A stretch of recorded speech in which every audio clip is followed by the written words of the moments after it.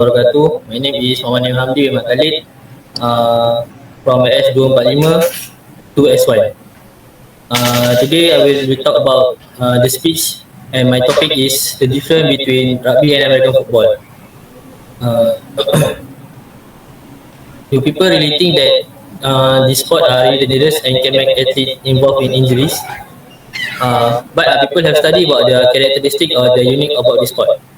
There are plenty of unique that can be explored as to make our knowledge increase. Who knows, if we take more information, we can fall in love with this sport. There are a lot of questions that keep running in people's head, whether this sport are same or which sport are more dangerous. We have been informed that this sport has been well known around the world, but still it's a new knowledge for some people. The difference about these two sports always give people questionable for those who are new with it. So I will go into the main point. There are some aspects that need to be emphasized in differentiating between rugby and American football. The big difference that we can see are from the attire when they are playing. The American football need a full and perfect attire before they play, as they are keeping them from the dangerous incident. Meanwhile, for the rugby, they are prepared just a little thing they need to wear before they going into the field. As the detail, rugby they just need a pair of shoes, a pair of shorts, and a pair of boots to play. If they have these two things, they can play the sport very well. In rugby also, they have optional to use the mouth guard and head guard. But it is different for American football, which is they have to use the football helmet and a set of shoulder pads. In addition, they also need to wear their thigh pads and guards, knee pads and chest protector, and also mouth guard. This means that in American football, there are no optional attire they need to wear. Next, to the second main point. These two sports also have their different play style. This play style can see when they play in the field, and people can differentiate when watch the game. Even though they are different, but they have also a similarity in terms of their shape of the ball and also the size of their field. For these two sports, their aim is to bring the ball going into the scoring area, and the score will be given. But the different at the scoring area, which is for the rugby, they need to put the ball on the ground, and the score will be given. The rule also, they need to pass the ball to their teammate who is at the back only. But different with the American football, they only need to bring the ball into the score area, and the score will be given. They also can pass anywhere to their teammate, whether it is in front, their side, or at the back. So we can see the difference between this sport in detail, and can avoid us from misunderstanding about this sport if other person asking us. So, in conclusion, we can see the comparison about the difference between these two sports. The difference are really important because they show their own identity of the sport. They also they are also well-known country with these two sports. So, as a human being, we have the choice to choose where the sport we want to join as a player or supporter. But we can make this sport as a new knowledge for us and to make a new friend. But do not make enemies in sport. That's all from me. Thank you. Hello, Assalamualaikum. My name is Muhammad SHAHMIZAN bin SAPUAN, matric number 202876028. So I would like to share my speech with you the title of my speech is Taste of Self-Love. Before I start my speech, I would like to share one quote about self-love. To love oneself is the beginning of a lifelong romance. This quote was by Oscar Wilde. So we go to introduction.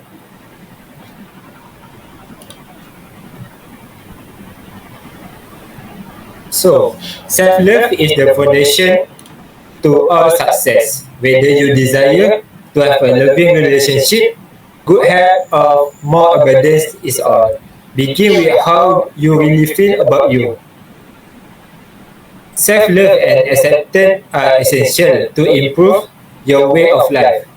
You cannot find true and everlasting love and happiness without learning to love you first. For many people, the concept of self-love is an overblown theory and they often ignore its importance. People inspired to be perfect and perfectionism is considered a greater asset or attribute than self-love.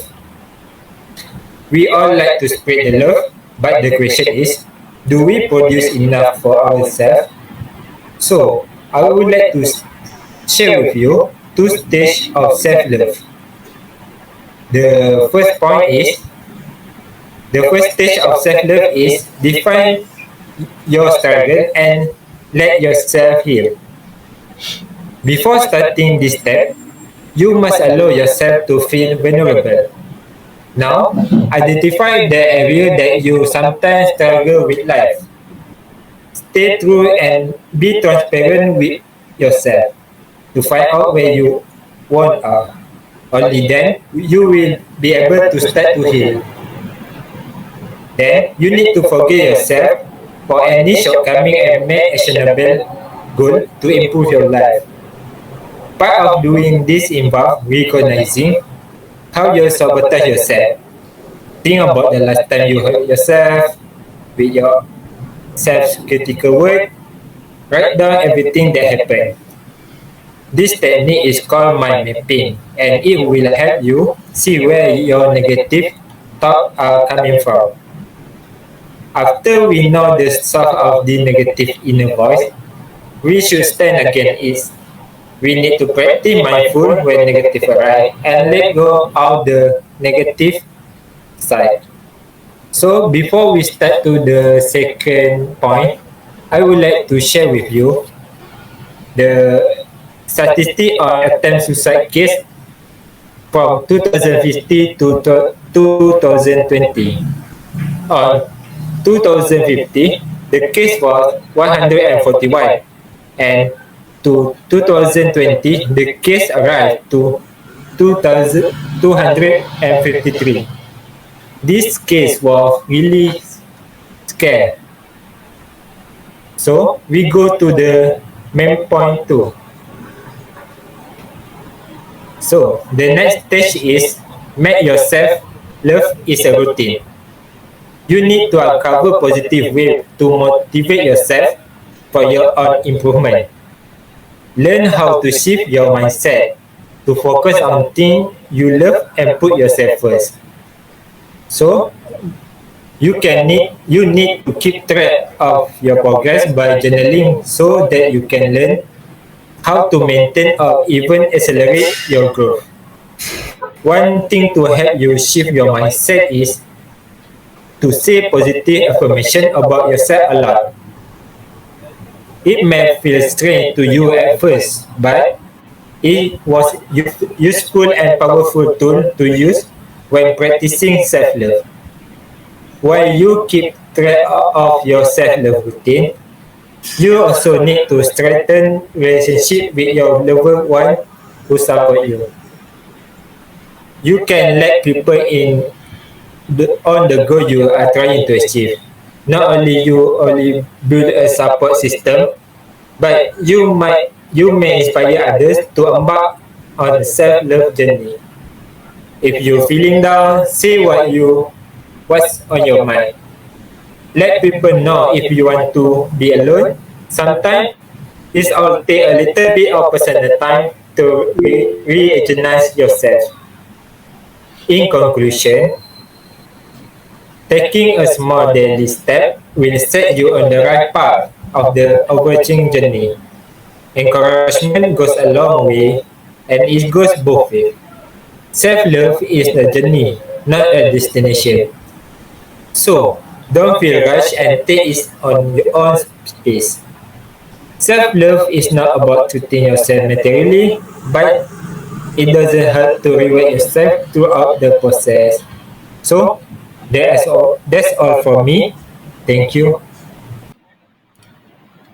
Hello, Assalamualaikum and Selamat Sejahtera. My name is Jazreza Haqeefi and I'm from AS245. My topic is claustrophobia. So, have you guys heard of the news about the incident regarding the Halloween that happened at Itaewon, South Korea? The incident took few lives where crowd crash happened because of the massive flooded people that come to celebrate Halloween, resulting crowded of people along the Itaewon Street, and people are huddled together and pushing each other. So this incident remind me of some type of phobia, which is claustrophobia. Okay, not many people aware of this type of phobia, as there are so many major phobia out there. Claustrophobia may look like something that doesn't need to be concerned, but there is some serious issue to the one who suffered from it. Claustrophobia is a fear of confined or narrow space. Okay, so that is why the incident regarding the crowd crush that happened in Itaewon caught my attention that led to this phobia. Claustrophobia is something that we need to know, as it might happen to many people in our society without we knowing why it happened. Okay, to my main point, my first main point, claustrophobia are something that need to be discovered within ourselves, as it is very dangerous at some point. People suffered from this phobia sometimes take it lightly and don't care about it at all. This is where the issue starts, as they lack knowledge about their own condition and don't know what is happening to themselves. This is one of the major issues for someone that having phobia, because they might go to a places that happen to be the things that triggered their phobia. For example, the one who suffered from extremely for this of this phobia, Ahmad, is unable to go to crowded place without feeling enormous anxiety. Extremely crowded place where people need to huddle together or near each other, like being in public transport such as train, is the biggest problem to the people that have claustrophobia, as they will begin to feel nausea and shorten breathing. Okay, being in a crowded places without knowing that you actually suffered from this phobia is very dangerous, as you will start panic while people push each other in a busy crowded place. Some critical case like incident that happened at Itaewon, crowded crash incident. Uh,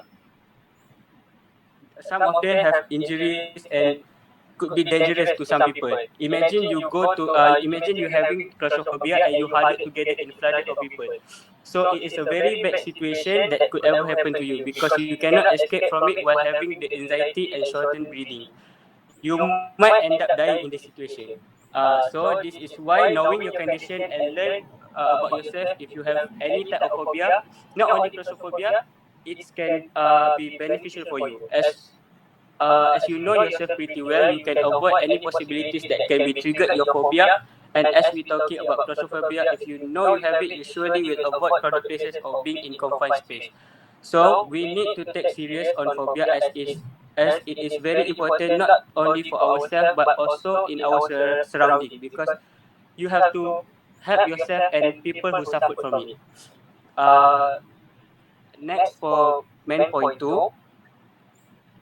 Okay, from my point two, we can prepare our mental and physical to condone our phobias, as it is help us in fighting anxiety when we face our phobia.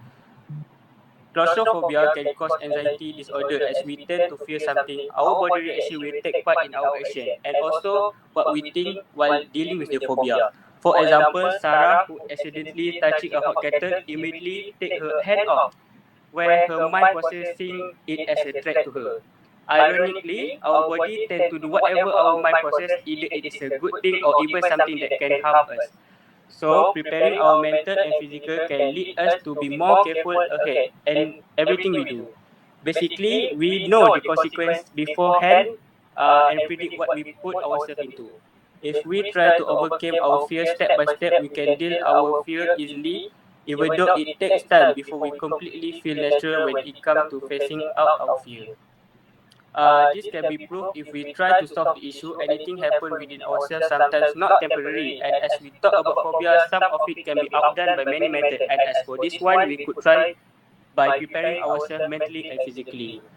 So for my conclusion, okay, as we speak of claustrophobia, we should also pay attention to other phobia and need to spread the awareness about any kind of phobia. Anxiety disorders sometimes start from the individual suffering from their phobia. Uh, people might think that some individual just acting or having phobia. So that is the problem of our society. So we should help people overcome their fear. Because helping people don't cost you money. We all grown up in a different background, so supporting each other meant a lot to everyone. Okay, that's all from me. Thank you and assalamualaikum. Bismillahirrahmanirrahim. Assalamualaikum warahmatullahi wabarakatuh. My name is LUQMAN Al-Hakim bin EMLIR. I'm from AS 2452S1. Okay, so my topic is about graphene, the wonder material. So in this topic, I would like to share about the how valuable Malaysia's natural resources and the potential of graphene to industry, and can Malaysia be the next Wakanda? So, first of all, I will share about the introduction. What is graphene, and the second is my main point. What make graphene valuable to people, and the conclusion. Okay. As we know, Wakanda is a fiction city in a movie called Black Panther. They produce vibranium that have special ability that called energy manipulating properties. But in Malaysia, is a place that produce natural resources that have the main ingredient to make graphene. So the main ingredient is palm oil kernel, which is from the palm oil production. Next, in 2012, the world produced 84% of palm oil, and Malaysia produced 20 million tons of palm oil in 2018, which is 27% of the overall palm oil. And Indonesia produced 41 million tons of palm oil in 2018, which is 57% from the overall palm oil. Next, my main point is the global market are demanding a research and development industries for graphene every year. So, in 2012, there was 9 million US dollar global market for graphene, which most of the demand coming from R&D sectors such as semiconductors, electronics, batteries, and composites. Every year, the demanding is increasing. Next, amazingly, it was discovered through research that Malaysia has a large supply of primary ingredient used to make graphene. Palm kernel husk, a typical byproduct of palm kernel oil manufacturing, can be used to make graphene. And by studies, approximately 30,000 tons of dried palm kernel can be used to create 60 tons of graphene annually. Malaysia intends to invest in expanding graphene production due to market's enormous potential. So, in 2020, the National Graphene Action Plan (NGAP) was the one of the first steps taken in this regard. Okay, from the 2020 plan,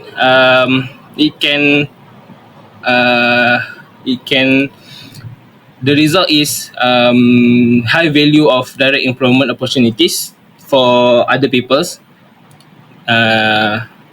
My second, so the graph for palm oil price, as we can see, the price of palm oil is increasing every year, increasing every day, But in 10 to 11 November, in 11 November, the price of palm oil is very high, which is 4,200, 42,800, 4,287 ringgit. This is by courtesy of Bursa Malaysia Berhad. So my second point is about Malaysia formed an innovative research and development firm that is specialist in production of graphene and graphite that called GraphJet Technology Sdn Bhd. So graphene is the main product that produced by GraphJet Technology.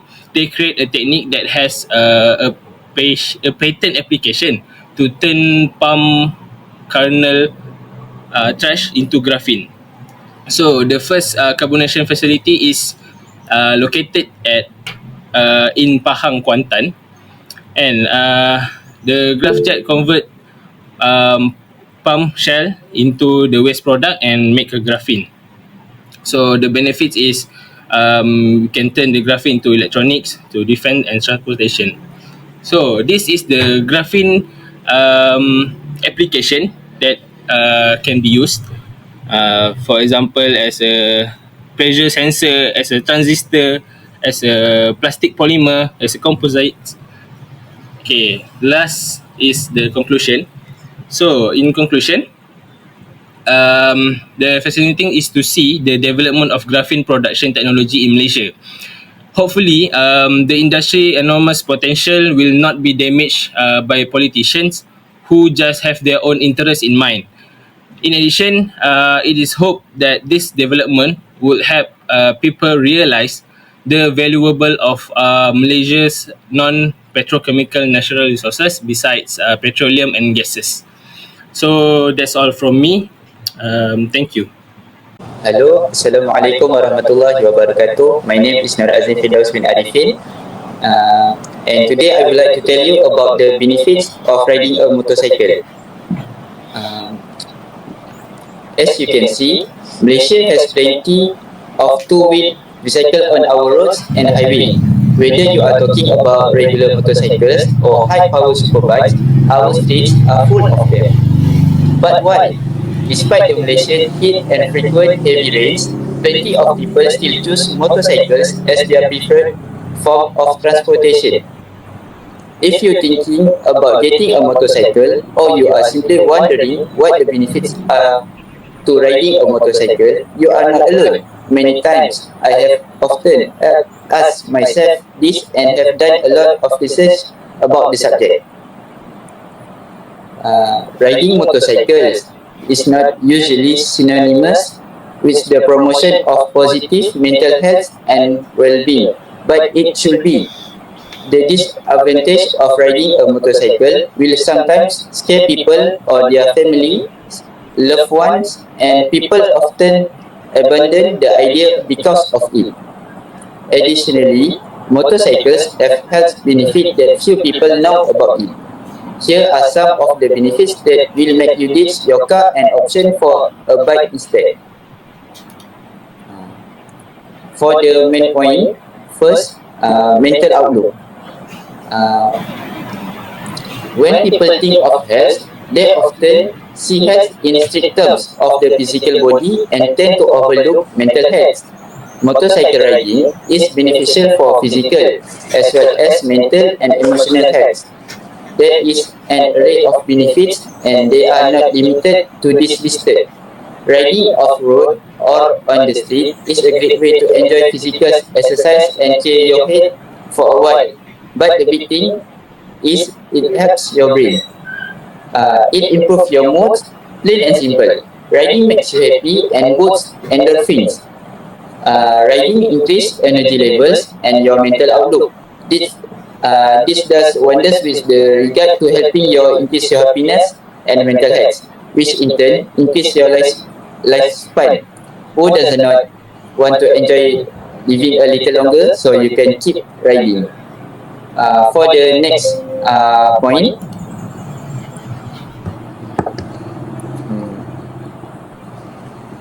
the core strength and stability. In this theory, we spend of our time scrolling down on our smartphone for long hours. On the other hand, there is also sitting behind the desk and working on computer the whole day. We do this intending to make cash or even keep up what is trending.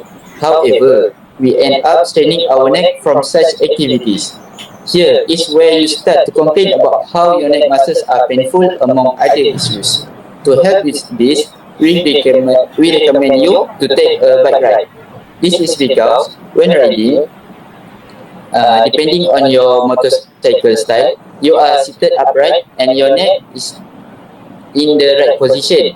Another factor is the strength you do against the floor. In time, you start to feel less pressure from the wind. This strengthens your back and neck muscle. Just riding and enjoy a scene view or riding the grocery store down to the street can improve core strength. Think about it. You have to work out your core just to keep yourself upright on a bike. Factor in some wind, and you are definitely working yourself out a lot more. Maintaining the correct posture while riding also helps you to keep your body in shape and improve muscle tone because it's a low impact exercise.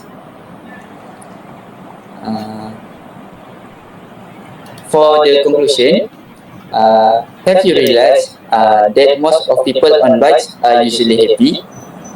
This is because of the adrenaline hormone being secreted in the body. The chemical is responsible for making you happy. Riding down on the road, riding down the road on the bike gives you confidence as well and makes you feel connected to the surrounding. This is therapeutic and you should try it. Riding is fun. It's an experience. You can enjoy this health benefit without even trying. You cannot complain about that. Now go out and ride. And that's all from me. Thank you.